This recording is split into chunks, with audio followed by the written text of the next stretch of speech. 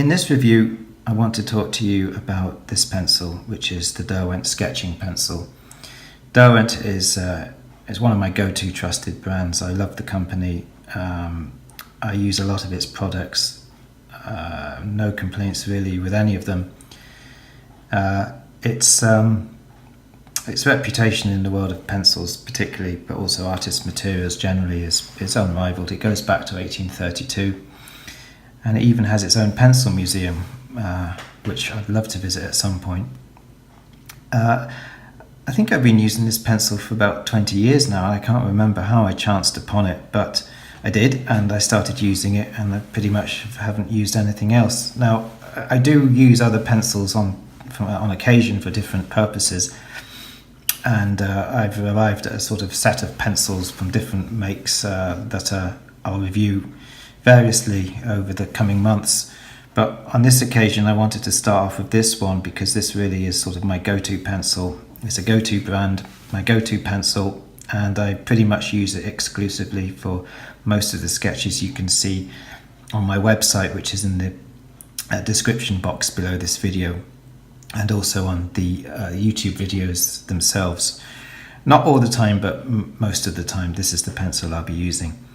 Now, Derwent produces this in 3 grades, HB, which is the one I use here, you can see, 2B and 4B, and they limit the grades to those strengths likely to reflect the fact that this really is a sketching pencil. It's meant for more expressive work. You wouldn't pick this pencil up for a really detailed pencil drawing, for example. If you wanted to do some piece of photorealism, you'd probably need a wider range of grades from, all the way up to 8H and all the way up to 9B and even beyond perhaps.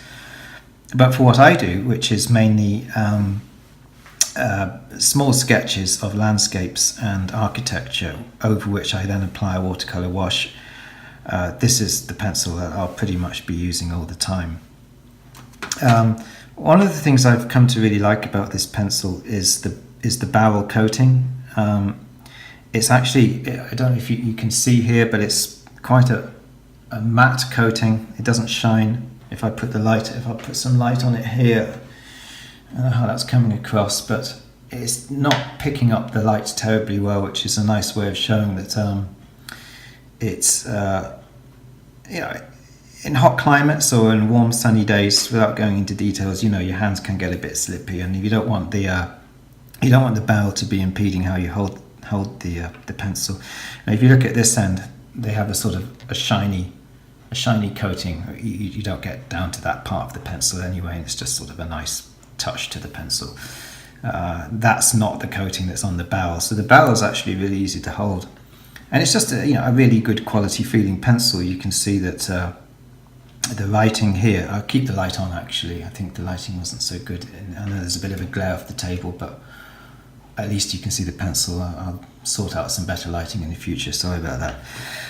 Anyway, in terms of the writing on the barrel of the pencil, it's nice. It's sort of etched into the pencil, it's not sort of sticking on top of it, so it just feels like it's got a nice quality.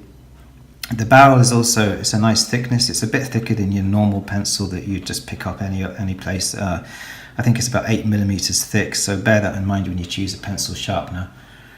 And you won't think it, but there's a whole world of pencil sharpeners out there, and I've got a couple of trusted brands that, again, for pencil sharpeners, and Derwent does their own range of pencil sharpeners, which would probably be perfect for these sorts of pencils, but I'm yet to try those, and I certainly will. Looking forward to doing that.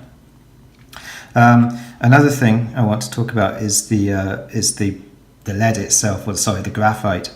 Now, I've been using these for 20 years, and I haven't particularly looked after them that well. I don't go to any special attempts to sort of protect them from drops or anything. I've dropped them on concrete. I've put them in hold luggage in aircrafts. They've been everywhere with me. They've gone through a lot. I never once, in the process of sharpening the pencil, have had that awful experience where the lead is clearly shattered. So the graphite is clearly shattered through the barrel of the pencil, and every time you sharpen it, a bit falls off.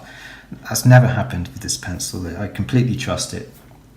Now, when you sharpen it and you get down to about here or so, and you really, it's becoming difficult to hold, you can actually pop this pencil into Derwent's pencil extender. Derwent produces these in two thicknesses. Which is the one I use is the silver colour, which accommodates this wider barreled pencil, but they also do a black version to accommodate some of the thinner pencils, typically in the hexagonal shape. But this is a round barrel, so just bear that in mind. If you draw on a drawing board, you wouldn't be able to put this on the drawing board. It would roll off, so just bear that in mind. But I like the round barrel. It's never posed any issue for me. Now you can see it's just got a nice grain on the wood. I'm not sure what this wood is actually. Comment me if you know what that is, but it's got a nice look to it, a nice grain. I should point out at this stage, this video review accompanies a blog posting that I wrote on this pencil, and that post probably goes into a little bit more detail than I can give here. I suppose this is ad-libbing a little bit, so I might miss out some of the finer details. Now, everybody uses pencils in different ways. Some people don't bother sharpening much. Some people sharpen with a knife and want a really long kind of taper to the barrel. I also do that with some of the other type of drawing I do. More on that in another video. But when I use these pencils, I always use a sharpener pretty regularly. And this is a pencil I'm using at the moment. And you can see using just a standard pencil sharpener like that with an 8mm aperture. You can see that. This sharpens to a pretty nice point. And this has become second nature to me as I'm sketching away. If that point wears down, or if I'm at the point in the sketch where I just want to put some dark accents, you'll see those in some of the sketches I do. Just a couple of twists of that, and you get it. I sharpen it so regularly, it's almost just a couple of twists, and I get it to a nice point. And it's second nature to me now. It might sound a bit of a hassle, but it really is second nature. It's like, I don't know if you watch snooker at all, but you'll see snooker players, before every shot, they'll chalk the tip of their cue. And it's automatic, they don't think about it. And that's how it is with me in sharpening this pencil. I think I said earlier in this video, I use this pencil exclusively when I'm doing my watercolour landscapes, the small watercolour landscapes that typically are the subject material of the demonstrations on this channel. And this pencil would be no good if every time I applied a watercolour wash over it, the graphite lifted or moved about.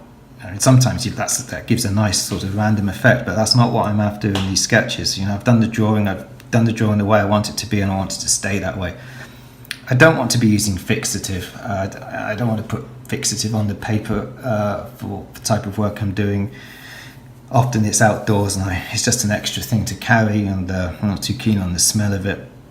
And I don't really like putting any foreign bodies on the paper if I don't have to. So I mean, you could use fixative if you wanted, spray on fixative, but like I say, I'm not too keen on using it. I mean, sometimes you have to. I do have fixative for other drawings. I've done more detailed actual drawings. But yeah, like I say, for these sketches, it's not something I want to do, and I certainly don't want to be putting a can of fixative into my bag when I'm off on a sketching hike. I want to keep things as simple as possible. You'll find anyway, once you put some kind of watercolour wash, it tends to fix the pencil anyway, but in the first place you don't want it to move, and this doesn't happen.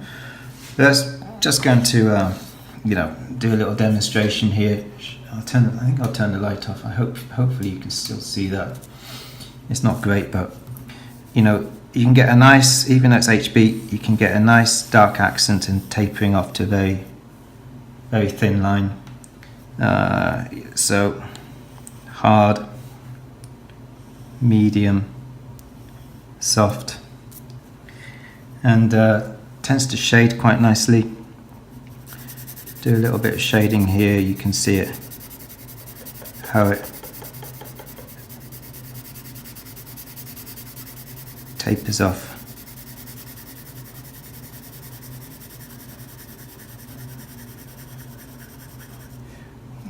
Quite nicely. Now I'm going to apply a little watercolour wash over this.